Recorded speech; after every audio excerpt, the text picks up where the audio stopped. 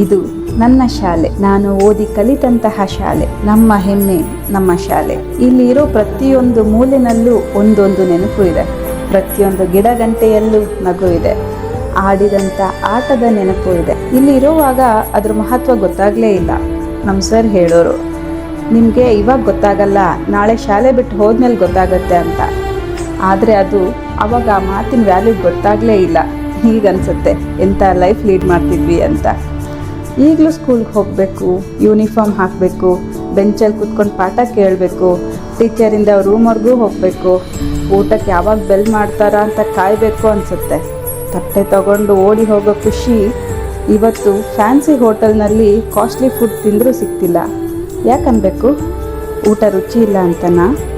ಅಥವಾ ಅದು ಸ್ಕೂಲ್ ಊಟ ಅಲ್ಲ ಅಂತನಾ? ಅಥವಾ ಜೊತೆ ಫ್ರೆಂಡ್ಸ್ ಇಲ್ಲ ಅಂತನಾ? ಇದ್ರೂ ಇರ್ಬೋದು. ಇವಾಗ ಫ್ರೆಂಡ್ಸ್ ಸಿಗೋದೇ ಅಪರೂಪ ಆಗೋಗಿದೆ. ಸಿಕ್ಕಾಗ ಹಾಯ್ ಹಲೋ, ಒಂದು ವಾಟ್ಸಪ್ ಗ್ರೂಪ್. ಜವಾಬ್ದಾರಿ ಇರಲಿಲ್ಲ, ಪ್ಯೂರ್ ಇನೋಸೆನ್ಸ್, ಹಾಗೆ ಖುಷಿ ಅಷ್ಟೇ ಇತ್ತು. ಇವಾಗ ರಿಟರ್ನ್ ಹೋಗೋಕ್ಕೆ ಆಗೋಲ್ಲ ಅನ್ನೋ ಯೋಚನೆನೇ ತುಂಬ ಬೇಜಾರು ಮಾಡುತ್ತೆ. ಆದರೂ ಇದನ್ನೆಲ್ಲ ಅನುಭವಿಸಿದ್ದು ನಾವೆಷ್ಟು ಲಕ್ಕಿ ಅಲ್ವಾ ಅಂತ ಅನಿಸುತ್ತೆ. ಇವಾಗ ಸ್ಕೂಲ್ ಅಂದರೆ ಒಂದು ಸುಂದರ ನೆನಪು ಮಾತ್ರ. ಮಾತು ಮುಗಿಯೋಷ್ಟರಲ್ಲಿ ಒಂದು ನಗು, ಹಾಗೆ ಕಣ್ಣಂಚಲ್ಲಿ ಕಣ್ಣೀರು ಅಷ್ಟೇ ಇರುತ್ತೆ. ಮೊನ್ನೆ ಒಬ್ಬ ಸರ್ ಮೀಟ್ ಆದಾಗ ಹೇಳಿದೆ, ಸರ್ ನೀವು ನನಗೊಂದು ಡೇಟ್ ಹೊಡೆದ್ರಿ, ಇನ್ನೂ ನೆನಪಿದೆ ನನಗೆ ಅಂತ. ಅವಾಗ ಅವ್ರು ಹೇಳಿದ್ರು, ಅವತ್ತು ಹೊಡೆಸ್ಕೊಂಡಿದ್ದಕ್ಕೆ ಇವತ್ತು ಇಷ್ಟು ಬೆಳೆದಿದ್ದೀರಾ ಅಂತ.